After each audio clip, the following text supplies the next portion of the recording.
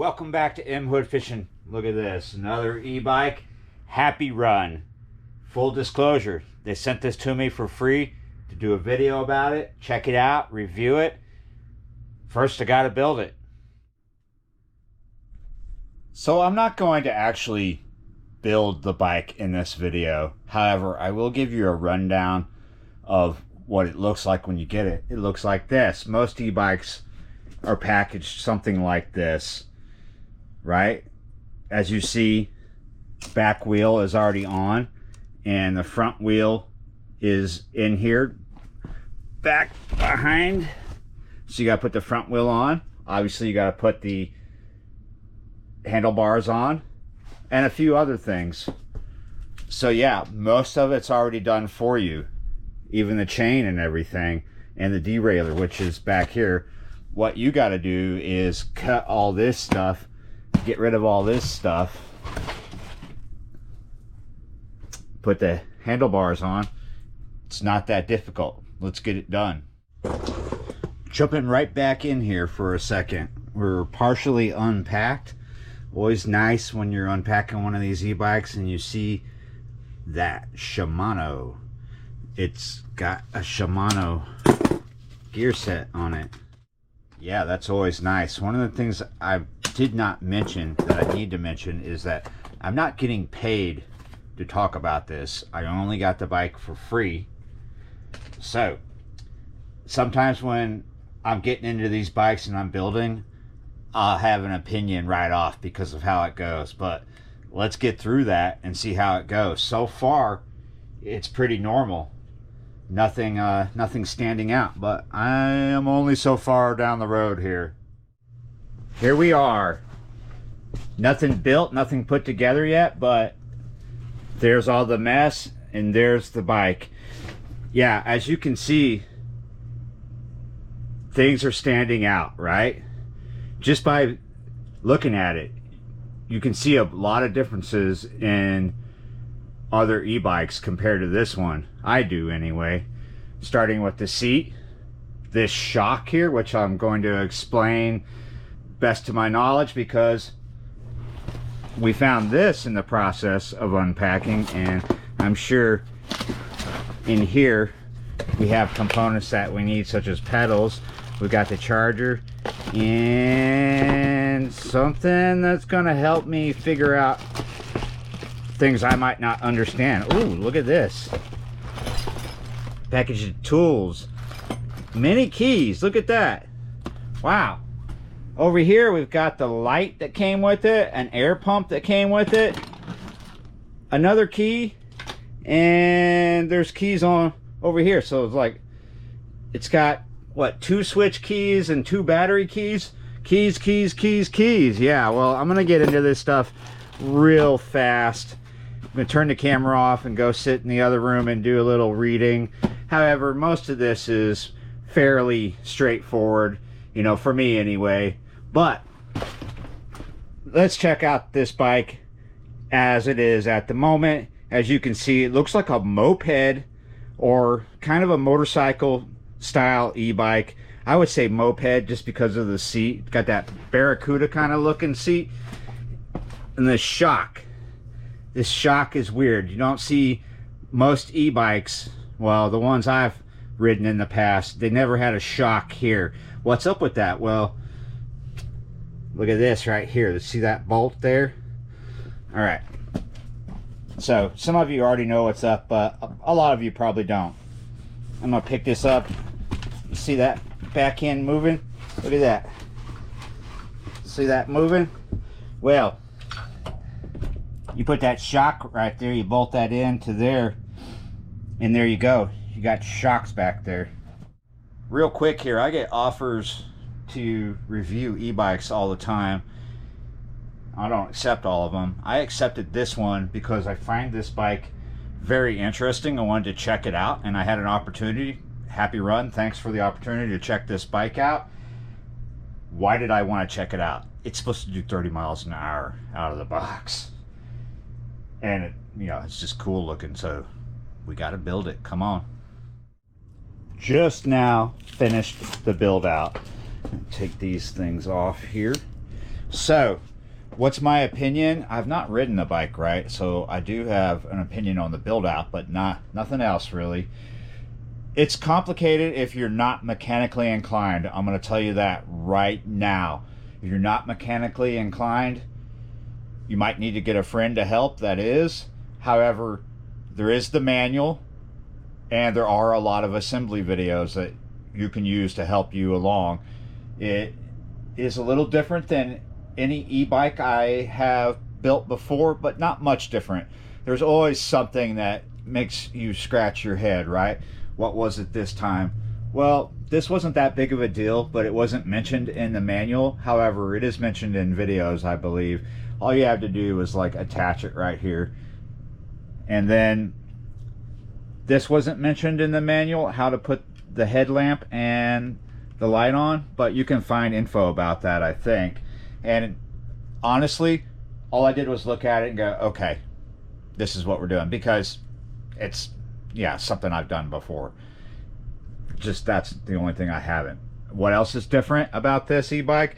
As you see, the battery's not there. It is charging. The battery has a key, and we have an ignition switch here. So that's fairly different. I have to get the battery charged, put the key in, and figure that out. But I'm reading the manual and looking up online, so should be able to get there soon. Battery takes 2 to 4 hours to charge. They're never fully charged when they send them to you. They've got just a little bit. They cannot have it fully charged to send it to you. So, as I was looking through the manual, I got to something that made me scratch my head. And I'm trying to get there right now. On Amazon and some other places online, it says that this does 30 miles an hour. However, in the manual, it says its top speed. Here we go. Here's the page. Where are we at for top speed? Top speed, right up at the top.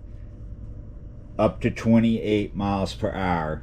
And here's your other info. So this is a 750 watt peak motor power, 1500 watt. You see that right there? 48 VDC 18AH is the battery. I've been looking a little bit, and I haven't found anything, but sometimes these things are sold to you set or locked into one speed, but you can go in there and reprogram it to go maybe 2 miles over that factory speed. I thought it was 30 because it says that it does 30 online, but the manual says 28. That is still much faster than any e-bike I've owned before in the past, or still own. One of the things that I've done, and you should always do before you ride your e-bike after you've done the build, is check everything, make sure it's tight. This was loose. This holds the battery on, so if I hadn't have done anything, that battery would have wobbled and shook a lot, and I just had to tighten these 3 screws right here. I've checked everything in here, and I've got the handlebars on. I've checked these right here. Pays to check everything. That seems to be rolling smooth, right? Don't hear any resistance, do you? So it's late at night. Man, not too late. Definitely dark outside, and I was doing some test runs to figure this out, and I felt resistance, especially when I was rolling it out of here and trying to get out the door. Thought something was wrong. I took it outside, and I was like, yeah, something's wrong. So remember, in the manual, the assembly section says that it has a quick release spring axle that comes with it. This did not come with that. Here's what it came with. You got this spacer, and needed more room, so here we go. Let me put this together and I'll show you how this came out that box. That's exactly what it looked like when I opened the box. Exactly like this. And I was like, what? Wait a minute. So yeah, I don't have any grease at the moment, and this didn't come with any grease. The inside of the hub does not have grease, but that's not the issue. That's not the resistance. Let's explain that resistance. So you pull this out the box and you realize this is what they intend for you to use as the axle. It's not installed in the wheel. You look at this and you're wondering, are these just spare parts or spacers?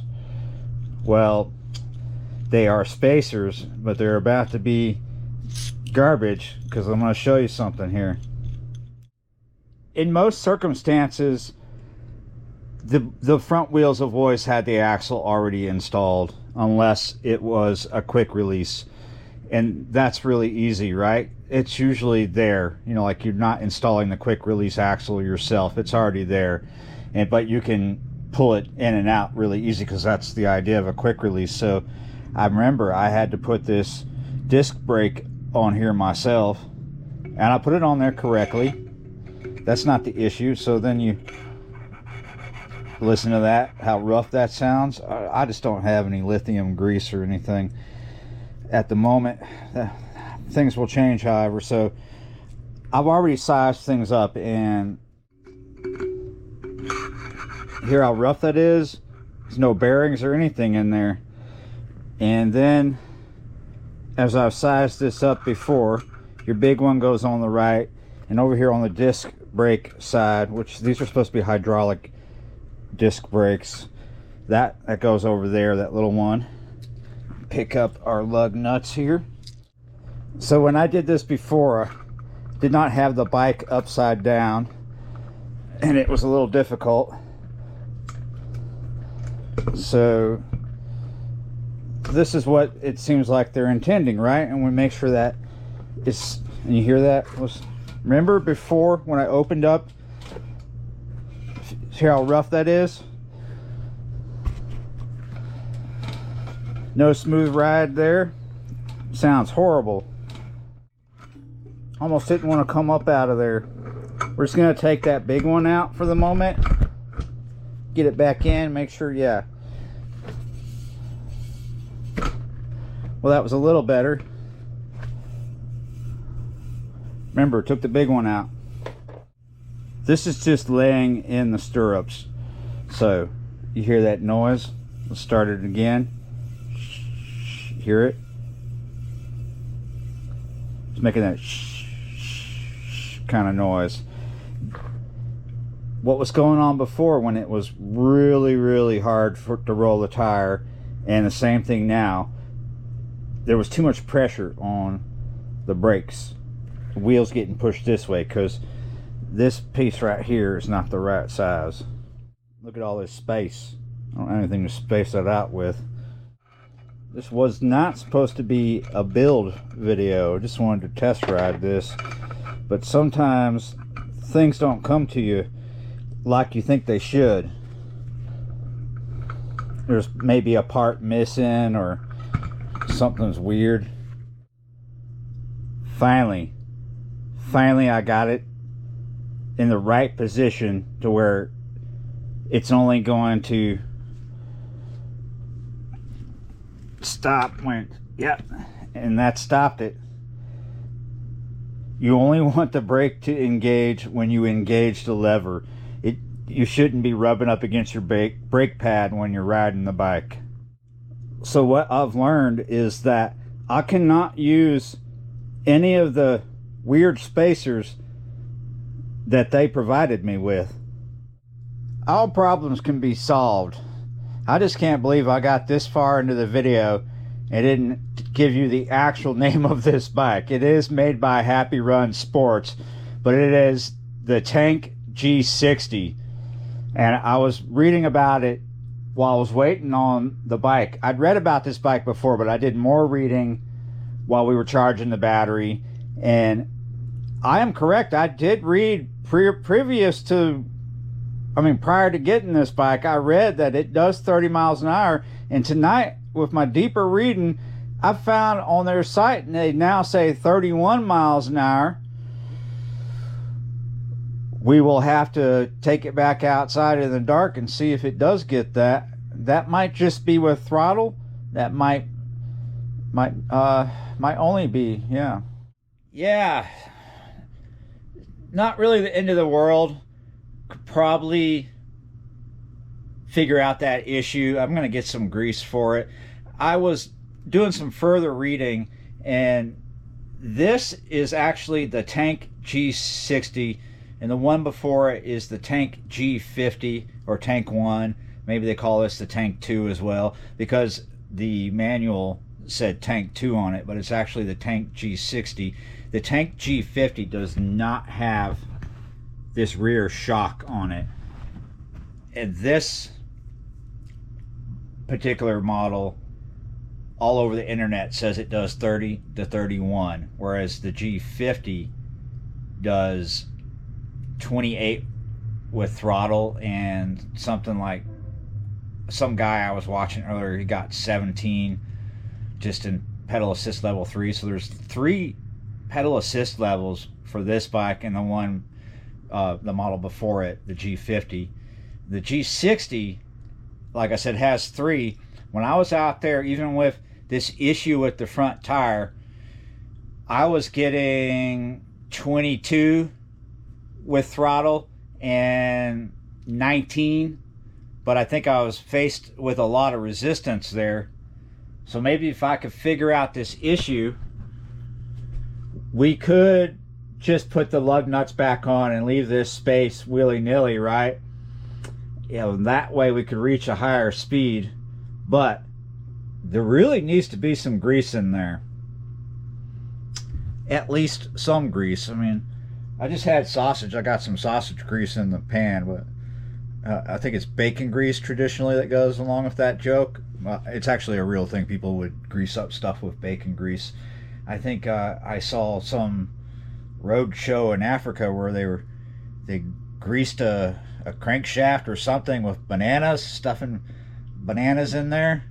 Yeah, we'll figure it out. Here we are, very next day. Taking me a few days actually to get this bike figured out. We have the wheel on, spinning freely, no contact with the brake pad there.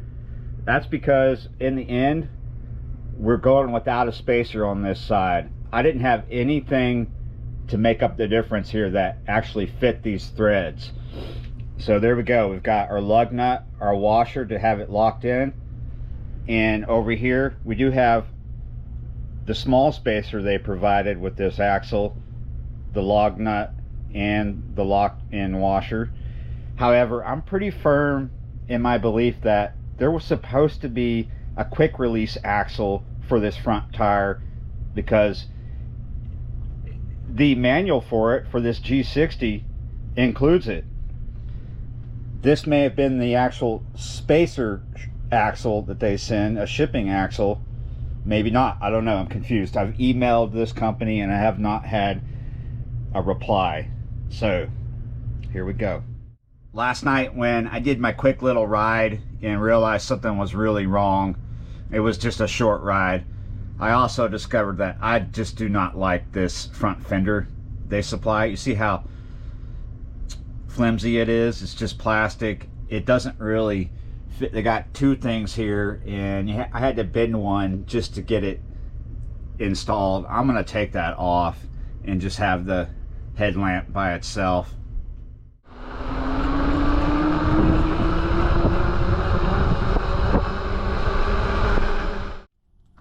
Finally got it out of the house.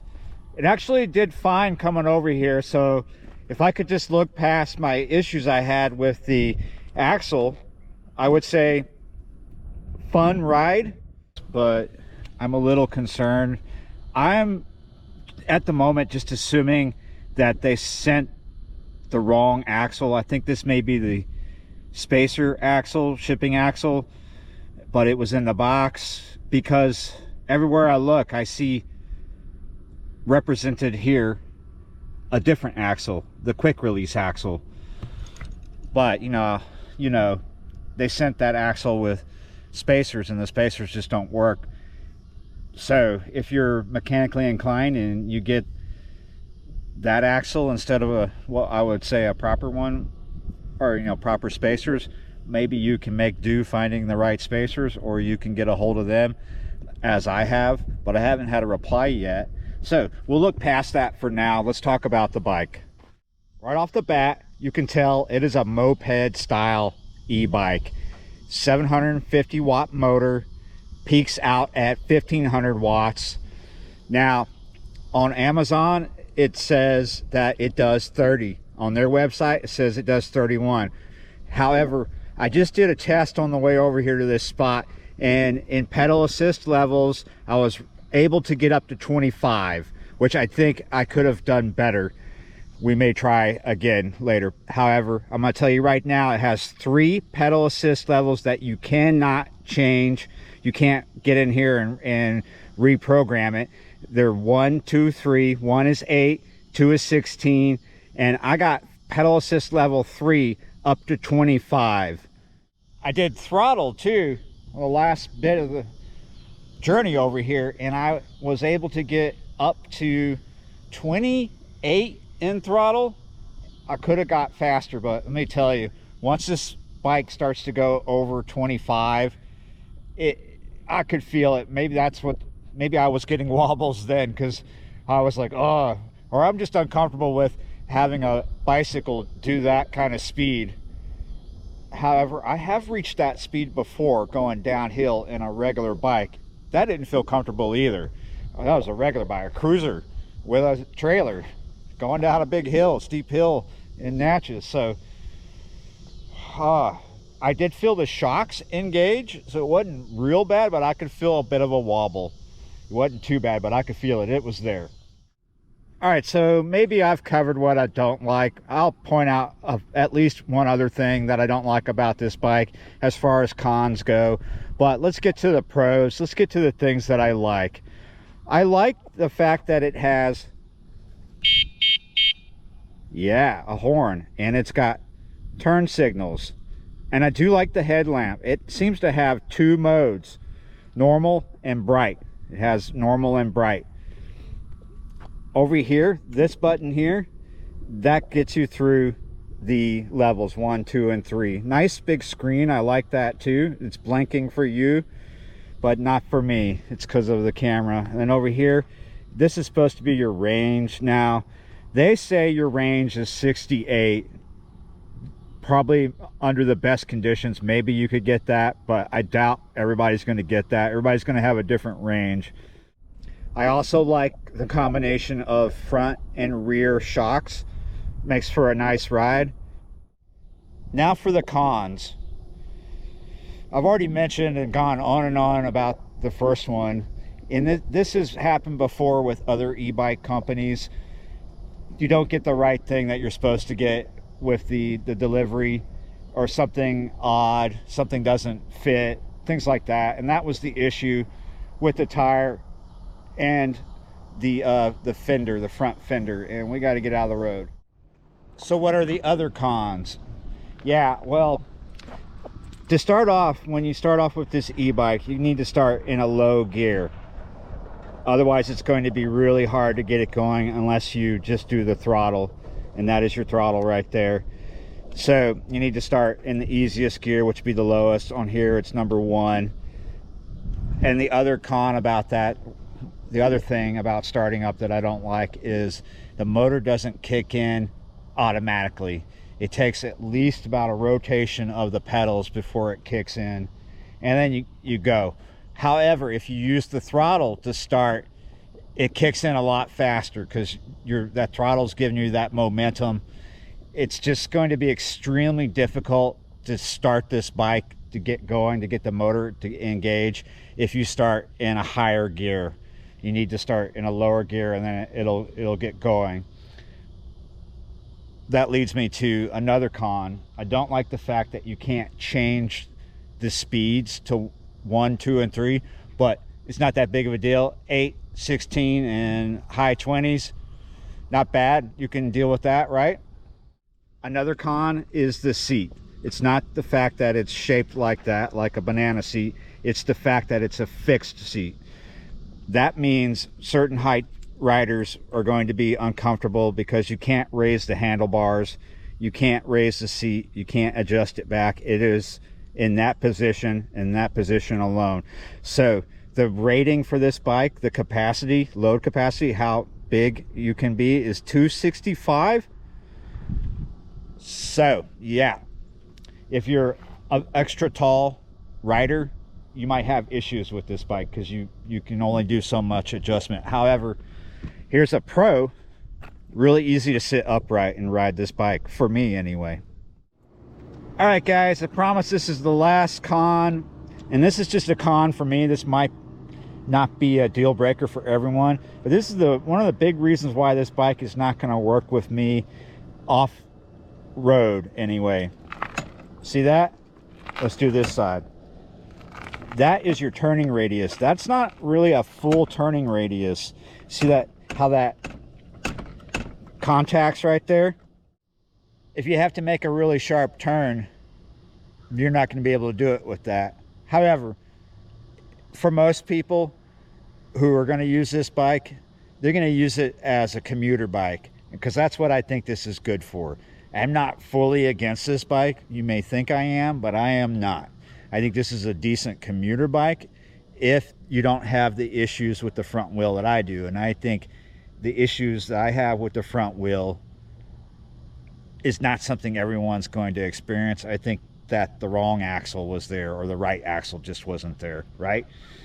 And I can go to the store and probably find the right things to make this better, because it's a little, yeah, it's not great. It needs to be a better situation there. So I think this is a decent commuter bike. It goes pretty fast, it goes slow as well, but it's not going to work for me in my off-road situations. But if I wanted to go fast, zip down the road, not hauling a trailer or something, and just sticking to the pavement, this is a good commuter bike. It's compact, it's going to fit in your apartment just fine. Here's a pro.